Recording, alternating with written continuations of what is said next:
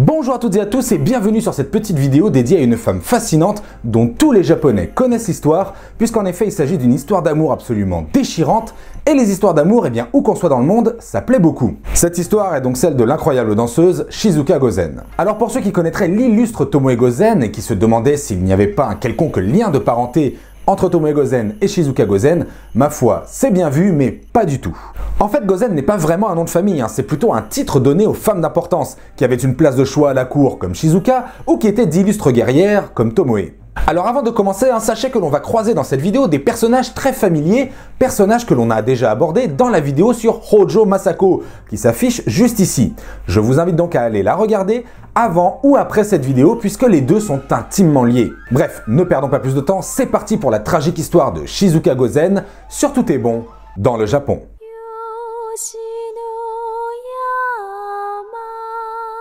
Shizuka Gozen, née en 1165, était, tout comme sa mère, Isono Zenji, une shirabyoshi, c'est-à-dire une danseuse de top niveau qui se produisait à la cour impériale pour l'empereur par exemple, des nobles ou des grands samouraïs, et elle vouait son art aux dieux. En 1182, le Japon connaît une terrible sécheresse, et c'est pourquoi l'empereur retiré Go Shirakawa va demander à 100 moines bouddhistes de chanter afin de faire tomber la pluie. Mais ma foi, eh bien, rien n'y fait. Il va alors convier 100 danseuses pour implorer les dieux afin qu'elles puissent mettre fin à cette insoutenable sécheresse. Mais aucune d'entre elles ne parvient à gagner la faveur des dieux. Aucune sauf une, Shizuka Gozen, qui dès qu'elle apparaît, fait alors tomber la pluie tant attendue. Elle est alors félicitée par l'empereur et rencontre à cette occasion Yoshitsune, un jeune samouraï à qui elle a tapé dans l'œil. Alors j'ai omis de vous préciser qu'elle n'avait que 15 ans et déjà à cet âge-là, elle était l'une des plus grandes danseuses de son temps.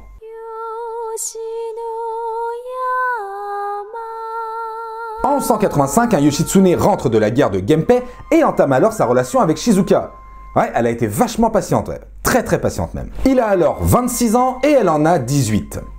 D'ailleurs, elle tombe enceinte. Mais le Shitsune, c'était un chaud lapin. Il avait, dit-on, 24 relations en même temps, dont Shizuka Gozen. Mais évidemment, Shizuka Gozen était spécial à ses yeux. Le frère de Yoshitsune, Yoritomo, commence alors à comploter pour zigouiller son frangin. C'est une guerre de pouvoir, quoi. Et c'est Shizuka Gozen elle-même qui va avoir le nez fin et qui va aller prévenir Yoshitsune que son frangin complote contre lui. Un soir donc, une soixantaine de gardes armés pénètrent dans la demeure de Yoshitsune pour mettre fin à ses jours sous les ordres de Yoritomo. Mais le Yoshitsune à ce moment-là, il est pété comme un coin puisqu'il vient de se prendre une grosse murge. C'est donc Shizuka Gozen qui va le secouer pour qu'il reprenne ses esprits. Et à ce moment, je le précise, Shizuka en est déjà à 6 mois de grossesse. Yoshitsune fuit alors Kyoto avec une poignée de fidèles, 4 ou 20 selon les versions, et bien entendu Shizuka Gozen. Sauf que Shizuka, elle devient un peu un handicap du fait de sa grossesse. Elle peut pas courir, elle peut pas marcher vite, donc Yoshitsune va lui demander à contre-cœur de retourner à Kyoto et de demander la protection de l'empereur ou de se cacher dans un temple. Elle s'exécute alors, ils se font des adieux déchirants et Yoshitsune reprend sa route vers le nord.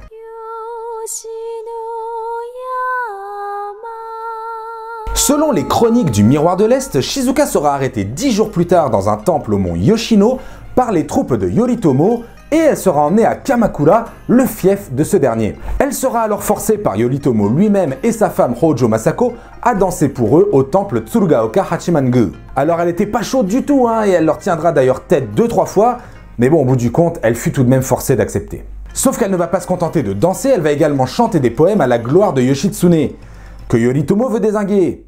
C'est assez culotté, mais c'est beau. C'est d'ailleurs un son déchirant qui révélait tout l'amour qu'elle portait à cet homme et qui sera d'ailleurs repris lors de maints spectacles par des geishas.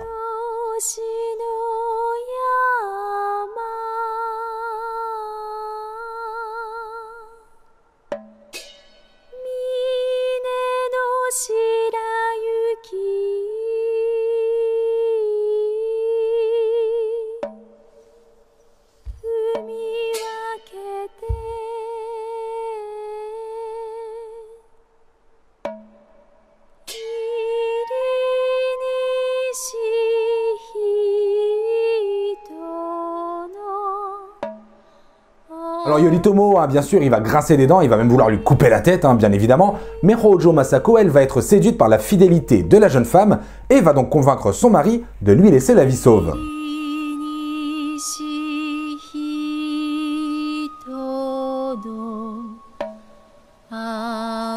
ぞ恋しき En 1186, Shizuka Gozen va mettre au monde son enfant, qui s'avère être un petit garçon. Alors évidemment, c'est impensable pour Yoritomo de laisser l'héritier de son ennemi juré se balader tranquillement dans la nature. Et je rappelle que son ennemi juré, c'est son frère, ce qui veut dire que le gamin, c'est son neveu. Mais ça ne va pas l'empêcher d'enlever l'enfant au bras de sa mère et de le faire assassiner.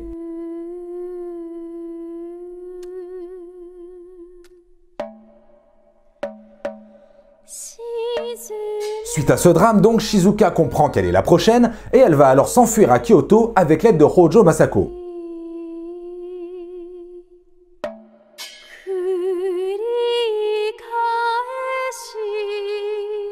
Ensuite, selon les différentes versions de l'histoire, soit elle va devenir non-bouddhiste et mourir de chagrin, soit elle se fera intercepter dans la forêt lors de sa fuite par les hommes de Yoritomo avant de se faire assassiner.